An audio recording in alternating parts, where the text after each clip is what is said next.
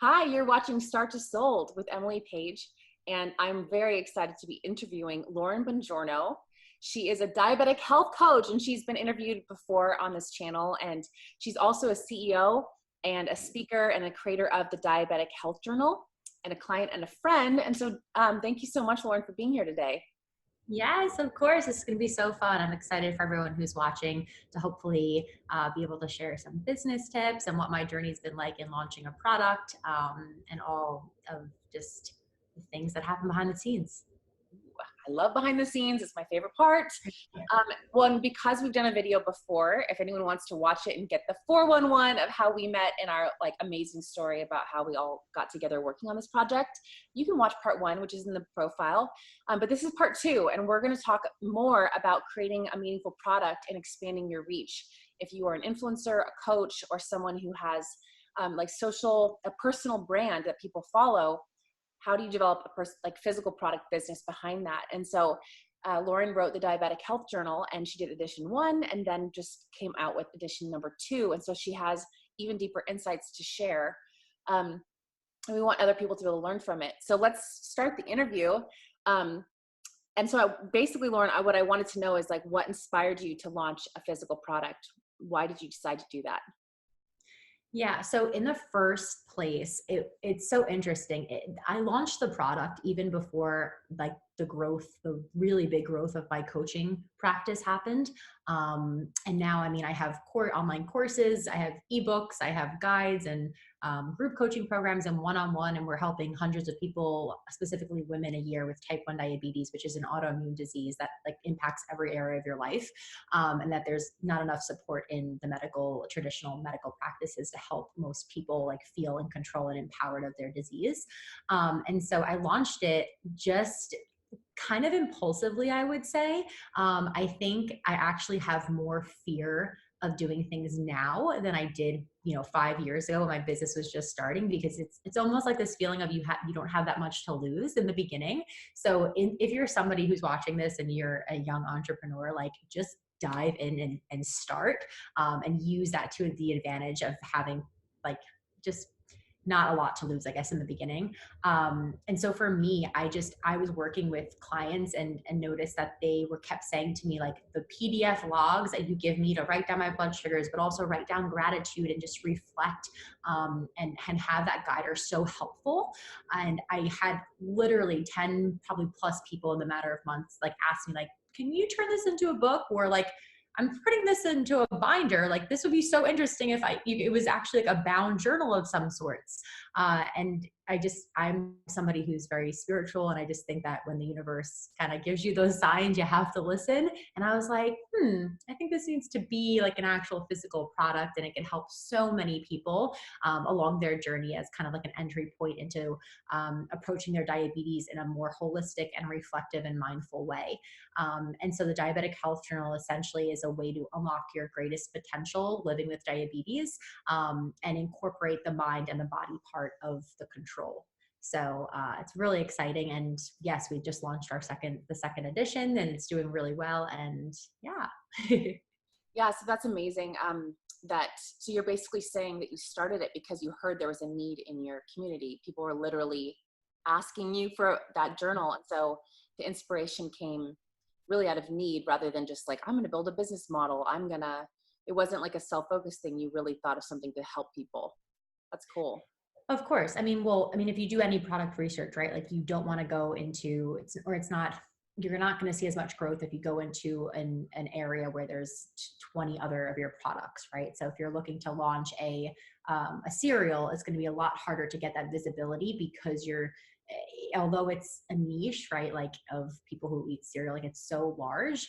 And then the combination of you have so much competition. So for me, there's zero competition in this area. I'm kind of was at the forefront of breaking into this holistic area of helping people with diabetes. And so it was just something that if you were to look at a graph, right, 5 years ago, if it's started down here, and then now it's kind of rising the awareness and need for coaches and need for resources like this. I came in right here. So instead of coming in, even 5 years into the future right now, coming into here, it would be a lot harder. Right. No, I think that makes a lot of sense. And I think because you had a coaching practice and you had influence, I mean, you had followers and conversations happening already outside of even having a product. I think that probably I would have guessed helped in the launching of it. I was curious, like, how do you go about selling currently your product without sounding salesy, and how did you incorporate it into your brand story and your community? Like, how have you been promoting it? Oh, I love this question. So I think it's really important to understand that when somebody buys something from you, like they're buying into your brand. And so it's all about how you make them feel, what the promise of the product is and what you're supposed to be delivering.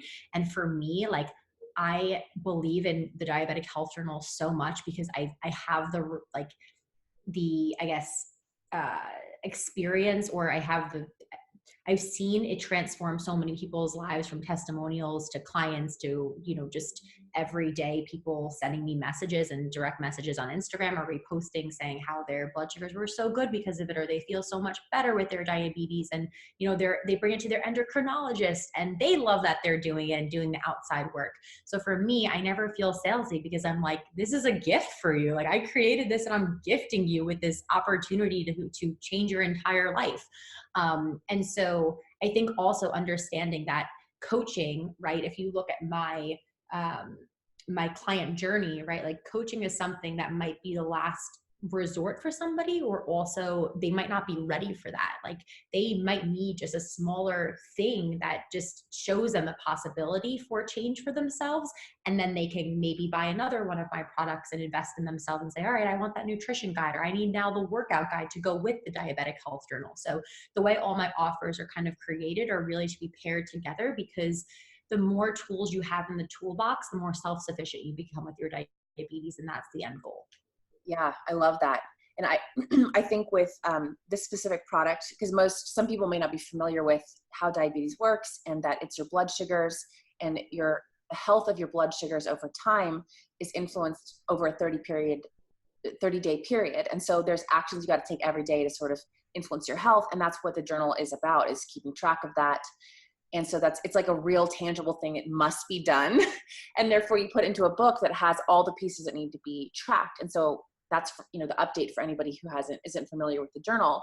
And what you just said is so interesting about how you've been incorporating it without it being salesy, is that you've literally been sharing testimonials. Like, you literally gave it to some of your first adopters, the people who liked the product. And then suddenly you had a test, because it was really authentically a good product and helpful.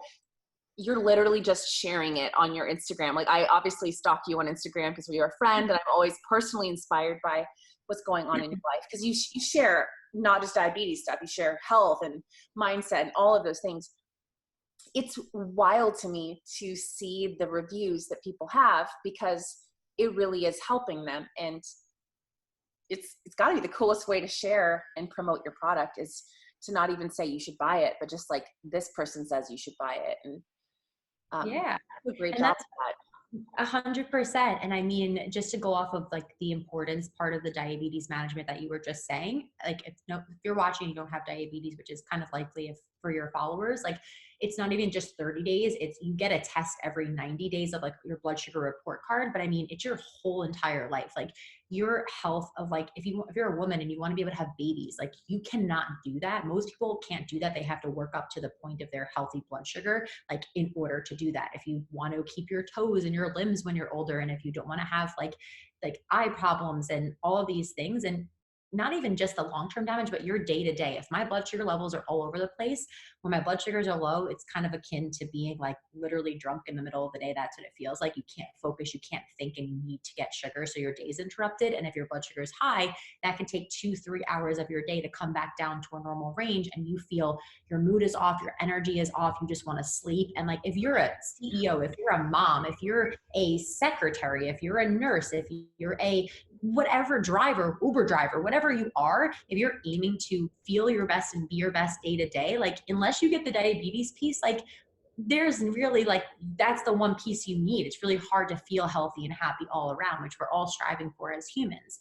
So yes, like, the testimonials aren't just my blood sugars are improved, but the testimonials are by logging and using the diabetic health journal, I'm feeling more empowered. I'm feeling happier from day to day. I feel like my relationships in my life are getting better. My husband is like, wow, your mood is so much better. You're so much more enjoyable to be around, right? And that's the truth of it. And that's why it resonates with people, because I share a lot of how it makes other people feel, not just the metrics of it, if that makes sense. Right. Yeah, no, completely. And I just realized I have not yet demonstrated this incredibly beautiful book. This is the second edition. And so the first edition was like sage, green, and pink. And this one is a lot more simple in terms of the binding and the branding. And also the other one originally had a lot of full color. And so I'll have to insert some pictures so people can actually see it. 'Cause I think it's hard to see on this video. But we went like with a monochrome thing. It was your choice of what you wanted. Yeah. And could you tell me, why did you iterate this journal? How is it better? Like, what did you learn from the first round of product development and that you incorporated into the second round? Yeah. So, I mean, the first time when we were designing it, I feel like everything was moving so fast because there's such a long like lead time that you need before you go into production. So for me, I was young and I was like impulsive and I'm like, I just want this done. Like, let's just pick a cover. And so I put like 2 options out like to Instagram and I was like, which one do you guys like? And I picked what the majority was. We put them on the book and I'm like, let's just test it out and see how it goes. And I mean, they sold out so quickly and they did great. But for me, it was really important also to get the whole picture of where the brand is going. And what that meant was surveying the customers and saying like, what did you guys like about the journal? What didn't you like? How did it make you feel? And hearing from them directly, using it from day to day, and then making those changes. And so, for instance, one constant feedback we were getting on surveys from the group that we had, our test group, they kept saying, we want more space to just like jot down notes that aren't prompted. So in the journal, there's a lot of prompts in it, like, check off your exercise, check off your mood and energy levels, like what's one thing that you didn't do today that you would want to do tomorrow. And they were craving more white space to just write down even like their grocery list. Like, they're using it as like their diabetes sidekick. So I was like, we need to give them more space to just build out their to-do list for the days and kind of have this holistic approach. So that was a change we made. And then for the outside, for branding wise, the pink and the green journals were fun and they were great, but I couldn't see them being in like, let's say like an endocrinologist office one day, or I didn't want it to be so like gender neutral. If that was like, the green and the pink, I just wanted it to be something that was simple. I didn't want diabetic health journal written on the front because some people like leave it on their desks in the middle of the day and they don't want their coworkers maybe knowing they have diabetes. And so it's kind of discreetly on the side there. And we just have the logo that we branded, really simple. And I'm big on like the 360-degree approach to diabetes wellness. So I like the circle that's around there as kind of just represents that. Yeah. And my mom has diabetes type 1, for anyone who hasn't seen the first video. And she obviously, for Christmas, this was one of her gifts. She got one of these. Aww. And she's like, oh, is that supposed to be a blood drop? And I'm like, because when you have diabetes, you prick your finger all the time. And it's like a blood drop. And I was like, I don't know if Lauren thought of that, but like that worked too. Layers of symbolism. Yeah, so I like that you got information from your audience and that you iterated it. And I do think it's a shock to people how long it takes to do product development, especially on high-end custom stuff. If you're just doing something simple and you're printing a book with like a basic binding and there's like no color inside and no custom cover, it's fast. You can actually do a lot of very fast things if you're going to white label something. But customization it's going to take at least 4 months for production, getting the setup all done. And if you have a lot of changes in custom design, it can take even longer to actually create the intellectual property. And so, yeah, I think, but were you glad that you at least got it going, or did you feel like you regretted that and you should have waited another year to even start?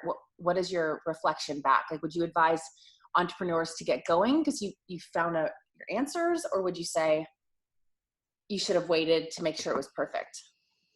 Yeah, so it's actually really funny because for me, the branding is so important because I want somebody to get this journal and be like, this is such high quality. I feel like it looks so nice. It feels nice when I use it. It doesn't feel like I'm just going to throw this and it's going to bend and, you know, get all wrinkly in the back of my drawer kind of thing, or in my bag.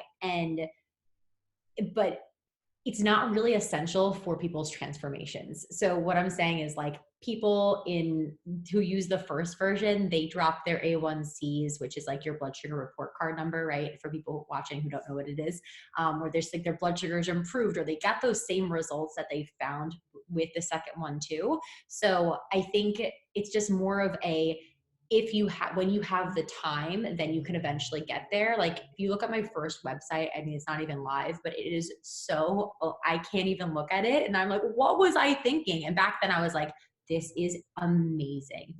I'm never changing this. I'm done. I'm done for the next 50 years. No, like, it's going to evolve. You're going to evolve. Your customer journey, or your audience is going to evolve. And so I think messy action in the beginning is so important and imperative, because you also learn from just getting things going. And if you wait too long, then someone else is going to just do it because they took action, or you're going to miss the opportunity to have that year learning time if you are. Right. Yeah. I like that. I think it's also as a win. I mean, even though you may not feel like that was the brand you wanted to stick with, it was so cool because you did the Kickstarter, you sold out and exceeded your goals. It created a lot of cool momentum that you were moving so quickly, which was fun. I mean, I thought that was really fun to even conversationally include your influence, the people who are following you, to include them in that conversation, to let them be a part of it. I thought you did such a good job of that part. And I think that's kind of, I'd be curious to know, like, in terms of expanding your reach, how does the product side of your business expand your business? Does it have any impact on your ability to get into new markets, or talk to new people, or get into new stores, or anything like that? What's your perspective of your business? Yeah, so because it's the lowest one of my offers in terms of price point, it's an entry point level for a lot of people, and it's a lead magnet as much as it is a product for, you know, somebody to use. Like, at the same time, it's a very big lead magnet because we're doing Facebook and Instagram ads, because we have it on Amazon, not just the website. So I feel like, in addition to the Diabetic Health Journal, we're able to branch out and have, we have right now like a freebie attached to it. So we give people kind of like an extension of the exercises in there for free, for them to just see if they enjoy being more mindful and the improvements that they see. And then once they see that they work, then they can kind of come into our circle of, like, now you get the Diabetic Health Journal, now you're part of our community, like, let's help you even more, like, reach your goals, whatever they may be. So I think in terms of not only promoting it to my audience, but using it as a great, like, hot ticket item that people are going to love, and once they see it, and you can reach more people than just in the audience, which is really important, is in terms of growth strategy, Right. and helping people. Yeah. Right. And one of the things we've talked about extensively is the power of Amazon, and how 60% in 2018, 60% of all online sales occurred in that market. And so just putting it on Amazon is going to expose people who are searching not on Google, but are searching on Amazon for a product to buy. To type in diabetes journal, health journal, they're going to find your product, and that's going to create like a fresh eyes on your product. And we've also talked about, like, the commercial wholesale applications of what you're going to do in the future. And hopefully this is a part of wherever you want to grow. You know, it's going to hopefully be something to open up doors. Like, do you even bring it to your speaking engagements? I know you do a ton of that kind of thing. Yeah, last year I think I spoke at around 10 conferences, and always but see, this is really interesting. If I go to a conference and it's like a whole day diabetes event, like at a hotel, with there can be anywhere from like 250 to 750 people. If I have the table set up beforehand, we'll get a few sales, not a ton at all, maybe like 2-3 journals. Once I do my keynote or my breakout session and I speak, we'll have a flood of like 30, 40, 50 people come to get the journal, because once again, it comes back to that personal branding and that education piece, which I think is if you're not speaking is so important that you do on your website and on your social media channels, and kind of have that universal communication and dialogue with your audience, because you could have the best product in the world, but if you're not marketing it the correct way, and marketing isn't a slimy, it doesn't have to be a slimy word. It's just a way to get through to your audience how important this is to them and how much it's going to help them with whatever problem they have. And it's just a really good test to see at the conferences, like, like they need to feel motivated and empowered and understand, that the potential for themselves as a person with diabetes. And then it's like, boom, if you want to come see me outside, here's your first resource to get this going. And then that's when everybody floods in. So I think the customer psychology is also really important to understand in product development. I like that. I like that a lot, actually, customer psychology and selling a physical product. And that kind of leads into a good question, is like, what is the difference between running a physical product business and your coaching business? And you've got coaching, and also, I mean, I would consider influencer. I keep saying that mostly because I feel like people are interested in your thought leadership on this topic. So you do speaking, like there's a lot of, your business comes from that. So what's the difference in the business model, and what have you kind of learned in this process? Yeah. So, I mean, what I learned is that when somebody signs up for a consultation to join one of my team's coaching programs, we ask them, like, have you ever invested in any of Lauren's previous products? And more often than not, I would probably say 75% of the time, they have already gotten the diabetic health journal.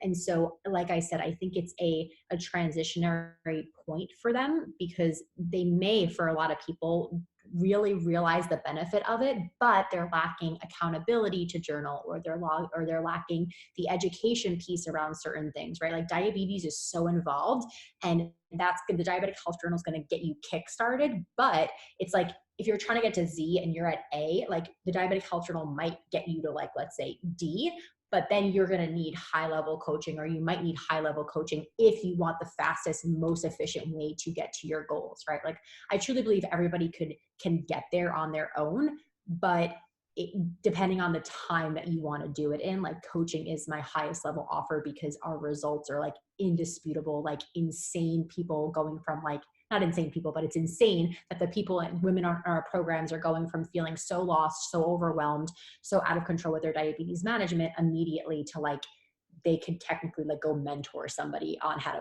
manage their diabetes, because their improvements have been so wild. So coaching is a different piece, because it's a lot of that accountability, a lot of that hands-on work, and a lot of, like, showing them the exact roadmap specific for them, versus a product that isn't as personalized. Still will get you results, but not as personalized as a coaching program would be. Right. Right. And in terms of the business model of selling products, like, what do you view is your business model, and like, how do you specifically make an ask to sell this product? Can you kind of give like just a general overview of, like, okay, I am a coach and I made a physical product. Here is how I go about selling that and making it part of my business, for anyone who's learning and kind of needs the general, like, business plan. How do they make an ask? How do you display it, market it, that kind of thing? Yeah, in terms of the marketing of it, I mean, we have on Instagram, so I have my personal page, which I'm directly adding a ton of value, I mean, every single day to my community. And then also a few times a year, like, letting them know that enrollment is open for coaching, or enrollment is open for a course that I launch or whatnot. But the Diabetic Health Journal has its own page. So the Diabetic Health Journal is its own business, and it needs to be treated like that. And so for me, one of the things I'm working on is I have somebody that I brought on this year, who's the product manager directly for the Diabetic Health Journal. And so she is helping with the Instagram posts, and she's helping with just all the back end thing, customer service, kind of just playing that role right now. And it's because I wasn't able to give my full effort. It was almost like I was running two businesses last year, and it was like exhausting, and I couldn't sustain it. So I realized that it has to be treated as its own business in order for it to scale and reach more people, because there's so many elements behind the scenes, like we talked about, from organic or paid traffic to the social media to the actual product fulfillment, if it's international, and our Amazon, all of those types of things. And so for our coaching, we have all the ladies in the group, like we send them for free as part of their coaching package, and they get them and they start journaling right away. And it's part of their like commitments in between sessions and accountability that they're logging. So we integrate it actually into the coaching program. But then of course it's always available for somebody who's not in the coaching to invest in and to get for themselves. I like that. Yeah. And I think if someone had other, like was curious, they could always come look at your amazing Instagram channel and your website and just kind of see how you've presented it. I think that the main thing that any influencer who's trying to get into this category, or thought leader is trying to get into this category, needs to keep in mind is that value is really what leads your sales. And you've always positioned everything value first, value to the end user, service to the end user. So you're continually creating, I think, a community of people where people know they can get support. And so the product is just, like you said, it's a tool. It's one of the things, many ways that they get support from you. And it's one of the ways they can support you back for all that you're giving out. So it's a unique business model. It's very different than just selling coaching, because that product is, I think, also more expensive. It takes longer for it to be a profitable product. The lead times are really shocking to people. Like if your product really grows, like I've launched multiple products into the $1 million category, and every dollar that comes in from the first year has to go back into inventory. Because if you're growing, let's say you bought 100 units and there's like a 6-month lead time, right? So like by the time you're sold out of 50 units, you have to take all that money and put it back into making new product, especially if the demand is growing, right? Like you're gonna have to keep putting money back into product, because to scale it up to the point, growth takes investment. Like if you bought 100 units the first time and you buy 200 units the second time, physical products is just, it's different than soft services, which is a very cash forward endeavor. And I think the main thing that I've observed about physical products, especially since I've worked with a ton of influencers and thought leaders and done a ton of products of like people who are massively famous, it's like even for them, their long-term goal is that they build that physical product as a long-term asset, and that it in some ways is building their credibility, their marketplace, providing a way that they can tangibly be in that person's home. And it's great, I think, to have it as a side business where you're looking at it as something that's like a longer term play, like buying a house. Okay, well, you're constantly putting money into that house or paying off your mortgage, but it's in the long term, it becomes this asset that keeps building. So I think it is really different. And like, I'm planning to write a blog article specifically about like how you need to think about launching a physical product, like the first 3 years. What does it need to look like? Because it doesn't, some people don't even make money or take cash out, like substantial cash out, until year 3, because it takes that long sometimes if you're really growing quickly. And I think you've done a great job of it, because you did the pre-sale with a Kickstarter, and it just continues to be very popular, and you aren't growing so fast that it's going to cannibalize all of your, cash flow. You've really metered everything in a really healthy way. So I think you're doing like six stars, not just 5 stars or 4 stars. Oh, thank you. Oh my gosh, I have so much to learn, but I really just enjoy it. Like I love being challenged. I love that product development is like a whole other beast, where now I go into a store and I like look at a product on a shelf and I'm like, I don't know who made you, but I appreciate all the work that went into like the branding. Like I know to figure out if the tea should have like sans serif at the end or whatever, I'm not, but whatever it is, like I know that was like a 4-month decision. So, or whatever. So I just appreciate so much work, and there are so many amazing like product developers out there, and just I have so much to learn, but I really am, I can say it, but I'm proud of what I created, and especially this new second journal. And this took a lot of mistakes and learning, but I got there. Yeah. Oh my gosh. And it's hot. Like I think it's really beautiful and exciting. There was one other question I wanted to ask you, is just, actually 2 questions. The second to last question was just, what were some challenges that you didn't expect that you would just want to share with someone about to launch into this? And then I wanted to know what your vision for the future is. So Ooh, I love that question. Yeah. Okay. So I would say challenges in product development. So I think there's a fine balance between wanting it to be perfect, right? And like just getting it out there and understanding that it's probably never going to be perfect, but also like not getting so attached because you could always do revisions, right? So I think the biggest challenge for me was like once I put that first one out there, I realized like, oh, there are things that I would have done differently if I just gave myself a little bit more space and time not to be rushed with it. So I know my answer is kind of combined here, but I would say like advice based on that challenge that I had between like, I don't want to be I want it to be perfect, but I want to get this out the door, but shoot, I got it out the door. And now I feel like there's things that I would have changed. I think advice would be like, give yourself a little bit of space just to like walk away from the project, and then come back to it with fresh eyes. At least that's what I did for the second one. I felt like I spent a little bit more time with it and sitting with it, before like relaunching it. And that's why I'm really proud and like happy with the way the second one came out. Like I don't feel anxious going to bed like, oh, I wish it had this, I wish it had that. So I would say that. And probably another challenge is like graphic design wise, realizing, and Emily, like you told me this like 19 times and like I had to just learn it myself. But like with graphic design, it's every time you make a little change, it's like takes a lot of hours for them to implement. And so you're constantly that like getting like, it's like that extra money that you're like, I should have just sent this all in a bunch, or I should like really read through this like 20 times before submitting it back, because I feel like it was like thousands more that I could have saved if I were to do that. I don't regret it because it's just my process, but I'm also a procrastinator by heart. I'm working on it, but for me, I do everything like kind of just under pressure. I work really well. And in product development, you can't really do that. Like you have to have more lead time, you have to have more space, and you have to give yourself kind of that time to just, develop it.